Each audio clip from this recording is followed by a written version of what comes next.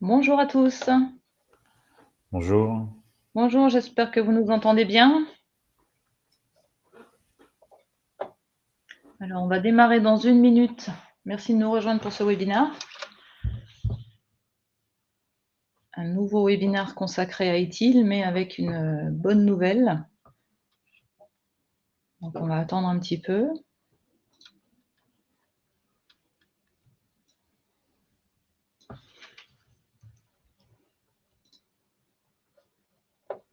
Et on démarrera précisément à 45, comme on l'a promis.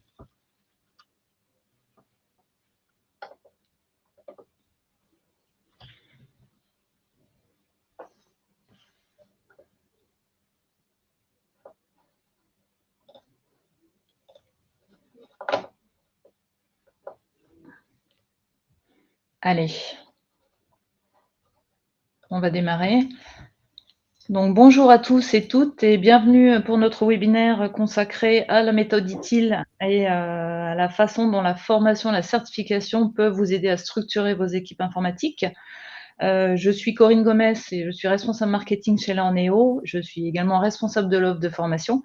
Et donc, j'ai avec moi Pascal Mévélec, donc de PeopleCert, qui va se présenter tout à l'heure, présenter PeopleCert, qu'on ne connaît pas forcément derrière ITIL. Merci Corinne, enchanté à tous. Merci. Donc, ce webinaire est conçu pour mettre en lumière, d'une part, les bénéfices de l'adoption d'ITIL dans un monde où on attend beaucoup des équipes informatiques pour la performance de l'entreprise. Le prétexte aussi, c'est l'impact majeur de son enregistrement, de l'enregistrement de la certification ITIL auprès de France Compétences, puisqu'elle est désormais éligible au compte personnel de formation. Et puis, l'idée, c'est aussi de voir et de vous aider à structurer en fait cette opportunité pour le développement et la gestion de vos talents dans l'entreprise. Donc, on espère rassembler un grand nombre de responsables RH, responsables formation, puisqu'ils sont au cœur de la collecte des besoins de formation, et puis, bien sûr, les responsables informatiques qui souhaitent voir évoluer leurs équipes sont tout à fait les bienvenus. Voilà, donc Learneo, en 2 mots, notre mission, c'est d'accompagner la montée en compétences de tous les collaborateurs et on croit fermement à l'importance de formations certifiantes puisqu'elles apportent une valeur réelle et mesurable sur le terrain. Donc Pascal, je vais bientôt vous laisser la parole. Pascal, vous êtes directeur régional chez PeopleCert et vous êtes notamment à l'initiative de cet enregistrement auprès de France Compétences et je sais que vous œuvrez pour d'autres titres de certification. Donc votre expertise en la matière va être précieuse pour comprendre un petit peu les tenants et les aboutissants de ces reconnaissances officielles. Voilà. Donc on Merci va beaucoup. ouais. Merci Corinne. On va essayer de passer effectivement un petit moment. L'idée, c'est de traiter de 2, 3 sujets. Un premier sujet rapidement qui est de vous rappeler, si ce n'est pas le cas, qui est PeopleCert et comment s'intègre la certification ITIL dans la panoplie de certification PeopleCert, puisqu'on est un organisme global de certification. Je pense que vous allez vous en apercevoir rapidement. Le deuxième sujet, c'est ITIL. Qu'est-ce que ITIL, pourquoi il est utilisé, en quoi il impacte la structure d'une entreprise aujourd'hui et pourquoi il y a une adoption mondiale de la certification en termes de méthode et en termes d'impact au sein de la structure, de l'individu et de la façon dont l'individu voit sa carrière évoluer au sein de l'entreprise dans laquelle il est. C'est vraiment un sujet majeur. Et puis on regardera un petit peu l'ITIL en tant que certification, inscrite au registre France Compétences, au répertoire spécifique, les modalités de mise en place, les contraintes. Et on a essayé d'adopter, de proposer au registre une méthode d'adoption assez simple et flexible, et j'essaierai de vous en dire 2, 3 mots. Ok, ben on y va. Donc, alors, désolé pour la Oui, répétition. Pascal, vous oui, voyez bien? oui, oui, je vois bien. Alors, on est là sur une sorte de synthèse de la première question qui se pose, c'est qui est PeopleCert?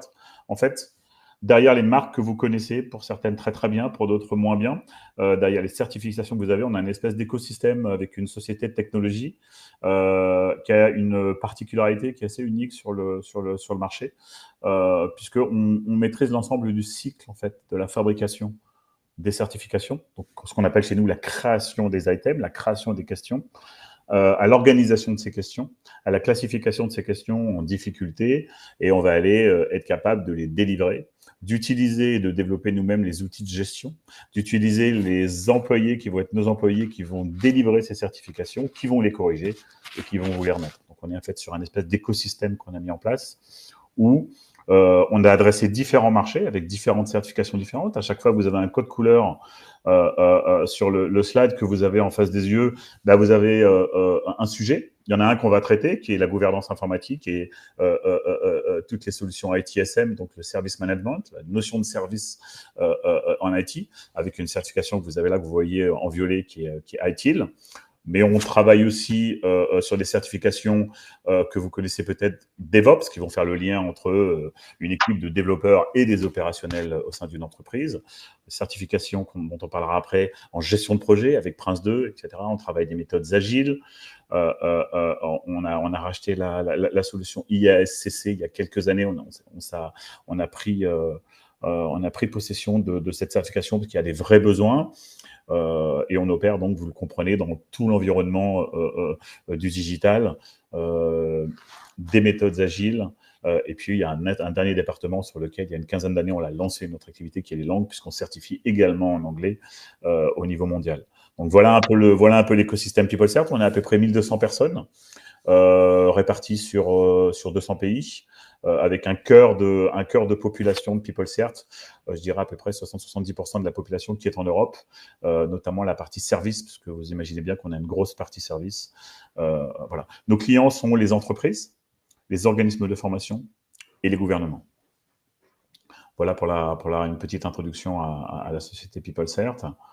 Alors, la question qui va se poser, c'est l'outil ITIL, hein, j'utilise le terme outil, en termes de transformation de l'entreprise et bénéfices.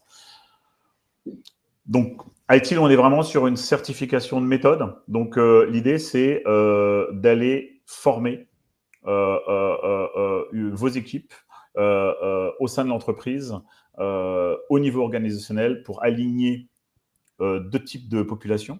Une population de services informatiques et l'organisation des besoins de l'entreprise. C'est-à-dire la question à laquelle répond ITIL, c'est comment je vais faire en sorte d'aligner ma population IT ou de comprendre comment je peux travailler avec la population informatique pour qu'elle serve au mieux les besoins de l'entreprise et quelle méthodologie je vais employer. Donc, on est, comme tout principe de méthodologie, sur une logique d'adoption massive, c'est-à-dire que plus je vais avoir de personnes qui vont être formé à la méthodologie ITIL, plus je vais avoir une efficience au sein d'une structure et je vais aller rechercher une efficacité optimale.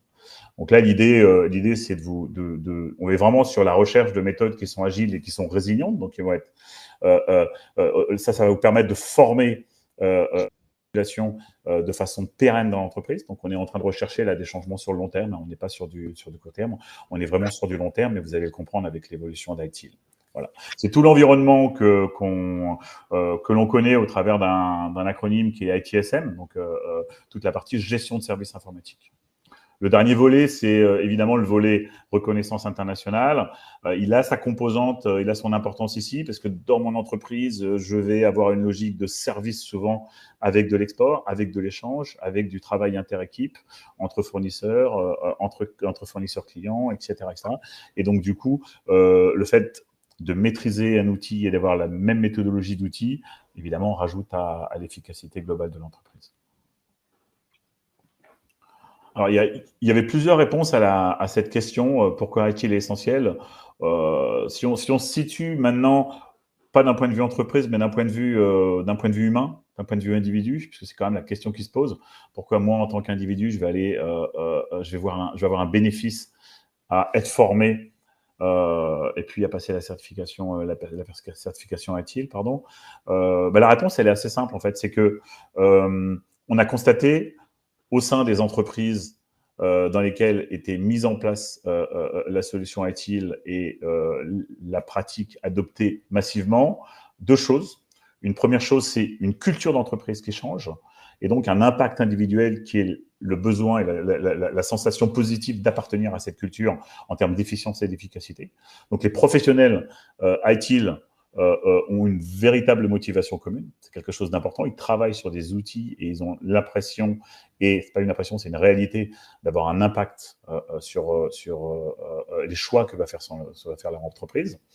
Que ce soit au niveau du service informatique ou que ce soit au niveau de l'ensemble des services. Évidemment, IT n'est pas destiné uniquement à la partie IT et services informatiques.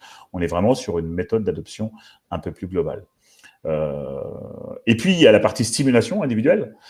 Pourquoi suis-je satisfait d'avoir passé la formation IT? Parce que dans mon parcours individuel, je vais, comprendre les enjeux qui sont associés à ITIL et à son implémentation dans ma structure. Et deuxièmement, je vais, à titre personnel particulier, pouvoir progresser dans ma carrière, dans la population de personnes avec laquelle je vais travailler, etc., etc. Donc, on est vraiment sur une logique de progression. La question qui se pose alors, c'est à qui s'adresse ITIL? C'est la fin du slide d'avant. De façon très rapide, le simple message que j'ai là, c'est qu'ITIL n'est pas fait uniquement pour les professionnels de l'IT, qui connaissent déjà ITIL, qui pratiquent ITIL, ou en tout cas qui en ont entendu parler, et qui souvent ont une logique d'adoption d'ITIL au sein de l'entreprise, en tout cas poussent pour. Il y a toute la partie encadrement qui est concernée, la partie consultant, avec l'ensemble des consultants, donc une entreprise qui va amener du conseil, toute la partie exécutive avec qu'est-ce que je fais moi en tant que responsable avec des besoins qui émanent des services IT, comment je vais essayer de mettre en place des métriques, par exemple, ou des mesures qui vont faire en sorte que je vais aller chercher une efficience commune avec ce service-là, ou tout simplement toute personne qui veut améliorer la gestion des services dans son organisation. Merci. Alors vous avez une étude de cas Vodafone, on pourra donner le lien si les personnes sont intéressées pour aller voir, il y a plus de détails sur justement les résultats et toute la stratégie qui a été mise en place par Vodafone. Voilà. On a en titre, faut vraiment comprendre qu'IT a vraiment une adoption massive au niveau probablement sur les 15 dernières années. Et puis, on va le voir là, c'est l'objet de ce slide. Il y a deux composantes. Il y a qu'est-ce que je vais rechercher, quels sont mes objectifs au travers de l'adoption d'une formation et d'une certification IT pour mes salariés, pour mes employés, pour le groupe de personnes qui est probablement concerné. Le premier objectif, c'est je vais leur permettre de comprendre les concepts de la gestion de services informatiques. Donc, on est vraiment là sur une logique de compréhension des enjeux qui sont liés à ça. Pas forcément de mise en place, mais au moins en comprendre les enjeux. Il y a un deuxième niveau qui va être d'être capable de comprendre les processus de livraison, les livrables. Qu'est-ce que ces services vont pouvoir fournir comme livrables? Comment je vais apporter du support et comment je vais faire en sorte que ces livrables vont aller vers une logique d'amélioration. Quelles métriques je vais mettre en place pour cette logique d'amélioration. Vers cette logique d'amélioration des services IT, j'ai aussi d'autres objectifs derrière qui vont être l'optimisation de mes investissements, ma structure de coûts, la mesure des risques, etc., etc. Voilà. Donc, on est vraiment sur une mesure de l'enjeu et d'être capable de former des personnes à mesurer les enjeux qui vont émaner de l'ensemble de ces services. Okay. Le dernier point, c'est évidemment, à titre individuel, encore une fois, je vais aller délivrer une certification qui a une reconnaissance importante sur un marché du travail à un individu. Donc, je vais aller toucher deux axes. Un axe valorisation de la personne et de son individu, et surtout capacité de la personne à se valoriser et à s'épanouir au sein de l'entreprise. ITIL, c'est aussi une suite de produits, de certification et de spécialisation. On a un premier volet dont on va parler là, c'est celui qu'on a inscrit au registre France Compétences, qui est ITIL Fondation, où là, on est sur vraiment un volet général d'introduction à l'ensemble des concepts de base. Je vais avoir ensuite tout un groupe de spécialisation possible, qui s'appelle spécialiste, stratégiste, leader, etc., etc., où là, on a des volumes intermédiaires où je vais vouloir approfondir ma connaissance et mes méthodes dans un sujet spécifique. Donc, c'est une sorte de spécialisation supplémentaire. Et puis après, on a un volet ITIL Master où là, on va avoir un niveau qu'on appelle chez nous niveau expert, où au sein d'une entreprise, au sein d'une structure, on va avoir une personne qui va être la personne référente au niveau déploiement de la connaissance et au niveau référence à l'utilisation de la méthode au sein de la structure. Voilà un peu les trois niveaux que vous allez voir et que vous retrouverez dans l'offre ITIL. Alors du coup, on va peut-être lancer une petite question dans le sondage que vous avez sur votre droite avec le chat. D'ailleurs, je n'ai pas précisé, mais vous pouvez poser vos questions Bien évidemment, on y reprendra à la fin. Donc la question, c'est du coup, est-ce que, dans votre stratégie ou votre problématique de formation, de recrutement, d'informaticiens, plus largement, est-ce que ITIL fait partie des prérequis indispensables, dans votre entreprise?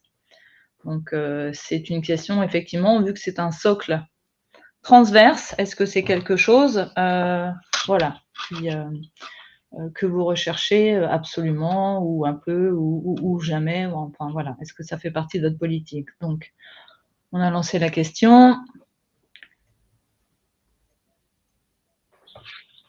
N'hésitez pas à répondre.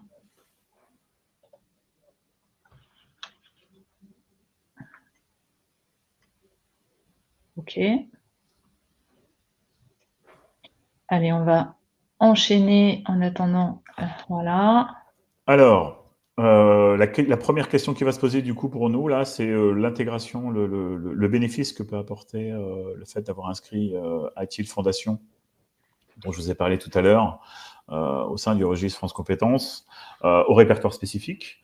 Donc là, on va passer 5 minutes pour que je puisse vous expliquer de façon assez succincte, mais concrète, la logique de la démarche et la logique du fonctionnement dans un cadre France Compétences, puisqu'on a à rajouter des volets, un volet spécifique à la spécialisation. On est sur la validation d'une compétence transverse à un métier. Donc, c'est quelque chose d'important. Donc, on va être là multimétier dans l'approche et on va être capable d'approcher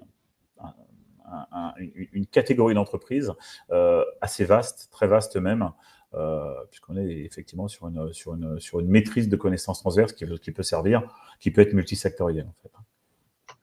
Alors justement, l'évaluation, qu'est-ce qui a changé du coup, qui a été rendu nécessaire pour l'enregistrement auprès de France Compétences? Alors, l'exercice qu'on a fait a consisté à se dire, et c'était un prérequis que nous donnait France Compétences en effet, comment on va faire en sorte qu'il y ait une interaction humaine et que entre une formation et une certification à la fin, que vous avez là exprimé sous le terme passage de l'examen ITIL Fondation, qui est en format QCM, comment entre les deux on va intégrer une partie qui va, de façon flexible, permettre un cas concret, la réalisation d'un cas pratique. C'est ce qu'on a fait. Désormais, lorsqu'une personne passera dans le cadre France Compétences et dans le cadre d'utilisation de son CPF une formation à ITIL Fondation, les partenaires de formation, les organismes de formation avec lesquels on travaille vont intégrer dans leur parcours la réalisation d'un cas pratique officiel qu'on va leur fournir avec une méthodologie très précise, avec un temps qui sera alloué à chaque candidat, où là, on va, après la théorie sur ITIL, les faire travailler sur la réalisation d'un cas pratique concret, sur lequel ils vont devoir délivrer un rendu qui va se retrouver lors d'un face-à-face avec un jury, où ils vont aller pouvoir exprimer comment ils ont compris l'application concrète de la méthode ITIL et des contenus d'apprentissage avec ITIL en cas pratique dans un cas d'entreprise concret. Voilà. Donc ça, c'est une étape qu'on a rajoutée, qui est un prérequis intermédiaire au passage après de la certification dans un cadre France Compétences. Ça donne un effet tout à fait concret et tout à fait pratique. Ça n'enlève pas le contenu des formations qu'il y avait, ça va uniquement rajouter un contenu supplémentaire que je pense est qualitatif et qui va mieux les préparer à la certification finale. Et ensuite, dans les 30 jours qui vont suivre la fin de la formation, c'est le deuxième volet que vous avez là, ils vont passer la certification, ils vont passer le test ITIL Fondation, qui là va être un QCM qui va vérifier l'adoption de la méthodologie et des bonnes méthodes, où là, ils vont avoir un retour. Le premier cas pratique donne lieu à une évaluation, une première évaluation. Le deuxième passage de l'examen ITIL Fondation va également donner lieu à une évaluation qui dira si oui ou non ils ont réussi leur examen ITIL.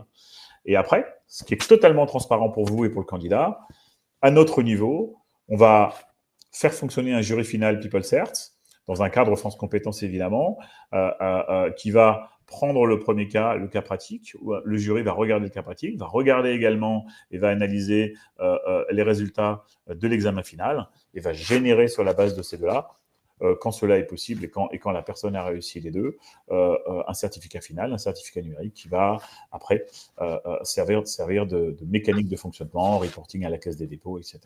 Voilà un peu la structure. C'est une structure très simple, hein. Ça ne rajoute pas autant de formation, ça va rajouter simplement une étape supplémentaire. Alors justement, donc on y reviendra tout à l'heure, de la façon dont Learneo peut accompagner et peut-être dédramatiser. On sait qu'en France, passer une certification, un examen, c'est quelque chose d'un peu stressant. Enfin, en France, je dis en France, pourquoi? Parce que il y a certains pays qui sont très certification fil, j'ai envie de dire. Bon, en France, il peut y avoir de la réticence. Donc, quels sont les impacts donc RH vis-à-vis donc de ce dépôt et de son éligibilité au compte personnel de formation? Bien évidemment, le financement de la formation associée. Donc, puisque aujourd'hui, seules les formations préparatoires aux certifications enregistrées, soit au répertoire spécifique, soit au répertoire national de la certification professionnelle, sont éligibles au CPF. Seuls les organismes de formation Calliope et habilités par le certificateur peuvent diffuser leur offre. Donc ça, c'est un premier point, on y reviendra juste après. Un impact aussi sur la validation des compétences, puisque ce qui change, donc on l'a vu, c'est une évaluation à la fois théorique et pratique. Donc on met en situation dans le contexte professionnel, sur le terrain, et on donne une vision en fait à l'apprenant de la façon dont il pourrait appliquer ce qu'il vient d'apprendre au service et au bénéfice de l'entreprise.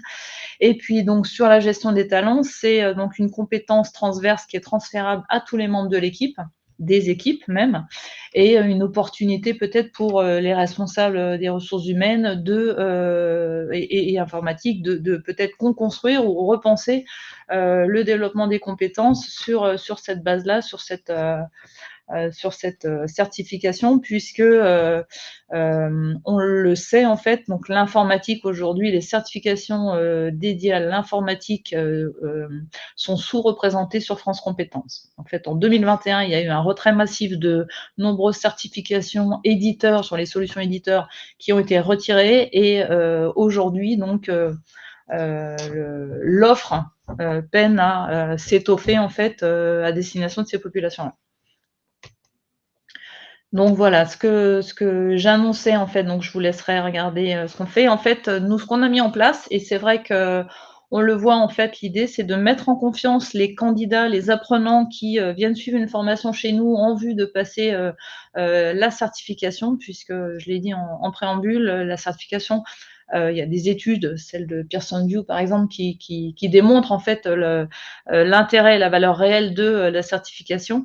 Donc de proposer un accompagnement après la formation durant 30 jours environ, et en divers temps forts pour mettre en confiance, pour préparer, permettre la révision et avoir un suivi individualisé avec l'instructeur pour justement orienter le candidat vers les points de révision où il présenterait des faiblesses. Donc c'est quelque chose qu'on a mis en place sur le top des certifications les plus demandées sur l'informatique.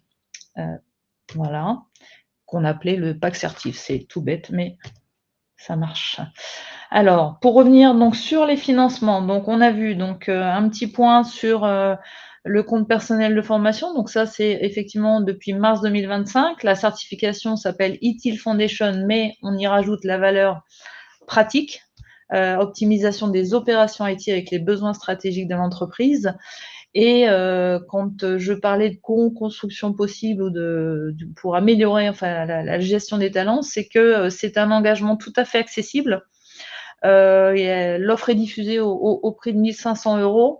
Donc, quand on regarde un petit peu ce que le plafond du CPF aujourd'hui auprès de nombreux salariés est de 5 000 €, donc c'est tout à fait accessible. Et puis, quand on prend la moyenne en fait du montant d'une action de formation financée en CPF, donc selon le rapport de France Compétences, elle était de 1 610 € en 2023.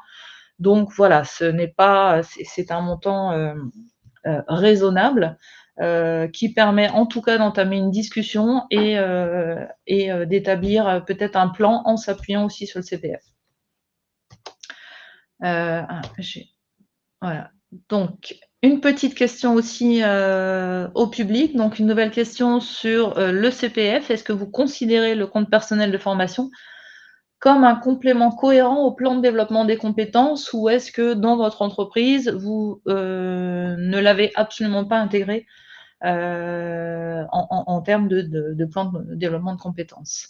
Donc, on a lancé la question. C'est lancé. OK. Donc voilà, donc effectivement, quand le CPF, donc certaines grandes organisations l'ont complètement intégré à leur stratégie, tandis que bon nombre probablement ne l'ont pas intégré et ne s'en préoccupent pas, puisque c'est quand même un crédit individuel, donc c'est chaque salarié peut prendre l'initiative de sa formation, mais si elle peut être co-construite. Voilà, OK. Donc, je vous invite à répondre. Si effectivement vous nous avez rejoints. Voilà, on a bientôt fini, on est dans les temps. J'avance donc en fait là, je vous pousse aussi 2 autres pistes de financement pour ce qui concerne la formation utile et la certification. Donc, sachez que l'OPCO Atlas, donc l'OPCO Atlas de la branche des bureaux d'études en particulier, propose un dispositif avec 100% de prise en charge pour les salariés de la branche sur les coûts pédagogiques. Donc, c'est sur la plateforme Campus Atlas.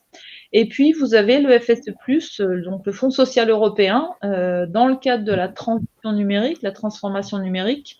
ITIL peut être complètement légitime dans ce cadre-là en tant que méthodologie référente. Donc, pour les entreprises qui voudraient se lancer en fait dans une transformation numérique et ajouter cette méthode et permettre, enfin en tout cas compter sur la méthode pour accélérer leur transformation, c'est tout à fait envisageable. Voilà. Donc je vois la réponse, Pascal, je ne sais pas si vous la voyez. Donc en tout cas, parmi les réponses, c'est 100%. Le CPF doit être une initiative du salarié et pas une proposition d'entreprise. Oui, tout à fait. Oui. On est sur une réponse qui me paraît assez cohérente. Même si après, je trouve que c'est intéressant que le salarié, évidemment, communique à son entreprise le bénéfice qu'il en a. Et puis, il se servira de ce bénéfice-là, que ce soit dans cette entreprise-là ou une autre. De toute manière, on est vraiment pour moi, on est sur une réponse qui est très cohérente. Donc, il n'y a pas ça me paraît tout à fait logique. La limite n'est pas simple à trouver pour un particulier, elle l'est pour une entreprise, mais pour un particulier, c'est vraiment, moi c'est ce qu'on contenu au quotidien. Il y a vraiment une question qui se pose, c'est la recherche, l'utilisation de son CPF à titre individuel pour une augmentation de volets, de compétences qui vont aussi servir ma structure et mon entreprise. Moi, j'ai plein, des tas de personnes qui me posent la question. Je vais utiliser mon CPF, je veux l'utiliser à titre, je vais passer la certification IT, je vais passer la certification Prince 2. Je suis bien conscient que ça va servir la structure dans laquelle je suis, mais ça va servir avant tout ma carrière. Donc, donc l'entreprise a ce besoin, d'où les financements et d'où le fait que une très grosse partie des financements sont toujours financés en direct par les entreprises. Et puis d'où la réponse aussi de salariés qui disent « mais moi je veux prendre les devants et je veux aussi participer au changement numérique, à la connaissance des méthodes, etc.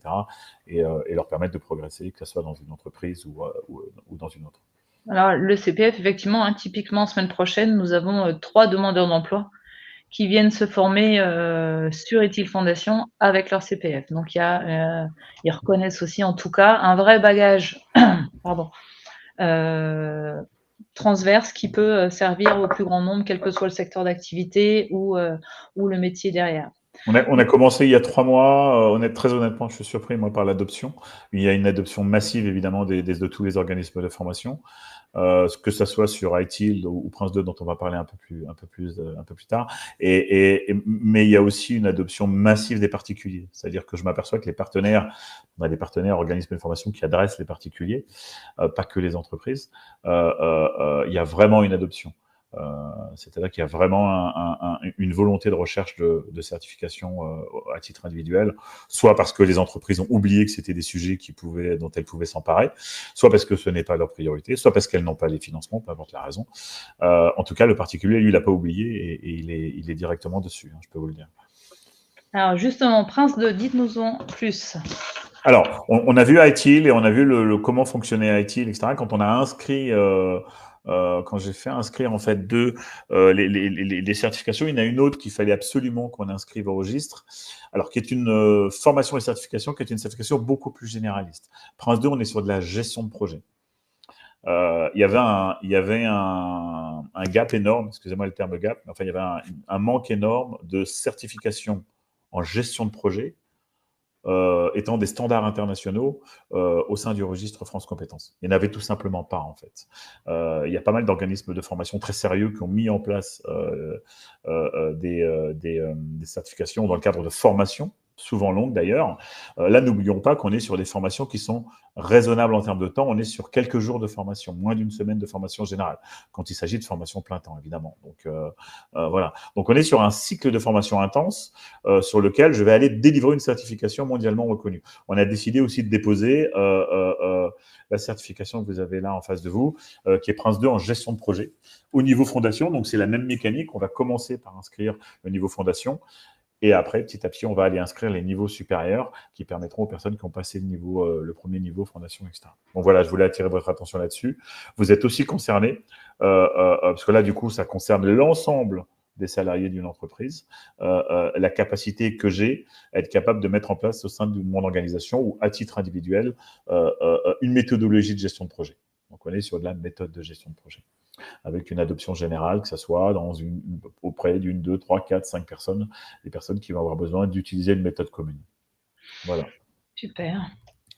Ok. Et ben voilà, donc l'heure est aux questions. On est pile poil dans les temps. On n'aurait pas fait mieux si on s'était entraîné. Exactement. Donc on va regarder. Donc n'hésitez pas si vous avez des questions sur la certification, le processus d'évaluation, le CPF, à poser à Pascal ou à moi-même. Voilà. Alors là, je vois une question. Qu'est-ce que vous entendez par l'échéance de l'enregistrement au 28 février? Est-ce que la certification expire automatiquement? Au 28 février 2028, c'est ça? C'est ça, oui. Alors, en fait, le principe de France Compétences est un peu différent.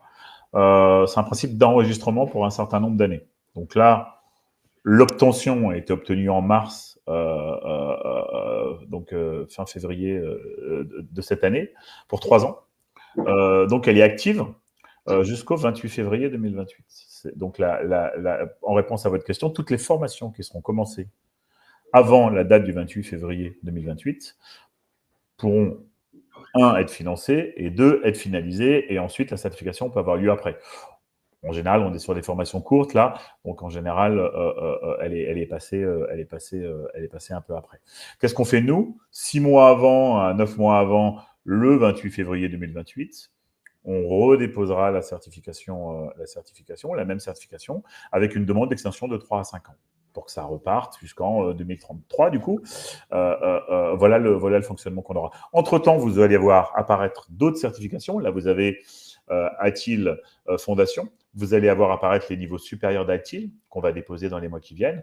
Vous allez voir apparaître, si je vous ai parlé de Prince 2 à la fin et de la gestion de projet, le niveau Prince 2 practitionnaire, avec un principe d'adoption qui est que pour pouvoir accéder au niveau practitionnaire, il faut avoir fait le fondation. Pour accéder au niveau supérieur, il faut avoir les niveaux inférieurs. Donc, lorsqu'on va déposer un niveau supérieur, les personnes qui iront vers ces niveaux-là suivront une formation qui leur permettra de couvrir les deux niveaux en même temps. Ou alors, ils devront arriver avec le premier niveau de certification. Voilà, merci pour cette question. Alors, est-ce qu'on a une autre question? Une question favori. Ah. Alors, une personne hors de la France peut-elle suivre la formation? Si oui, comment procéder? Alors, la vraie question qui va se poser, c'est auprès de quel organisme elle va passer la certification et comment on va le faire. Pour la partie formation, vous savez très bien que le distanciel est possible. Donc, le lieu a moins d'importance. Ce qui va être important, c'est la partie humaine. Donc, la personne devra avoir un compte personnel de formation. Donc, ça, avec les prérequis que ça comporte. Vous les Alors ça, c'est connaissez. la France uniquement, hein. Voilà, c'est la France uniquement. Je ne vais pas revenir dessus. Donc, s'il veut utiliser son CPF, la contrainte, elle va être là, du coup. Et après, l'organisme de formation aura une ou deux options qui sera de faire du présentiel, de faire du distanciel ou de faire un mix entre les deux. Okay, ça, c'est une liberté qu'ont l'ensemble des organismes de formation, ce n'est pas lié à nous, et on leur laisse cette même liberté, sachant que nous avons la particularité, sachez-le, de nous de valider complètement leur programme de formation en amont avant qu'ils deviennent partenaires, et d'habiliter les formateurs, évidemment, avec un principe d'habilitation et de certification. Et on fournit en plus les contenus officiels de formation.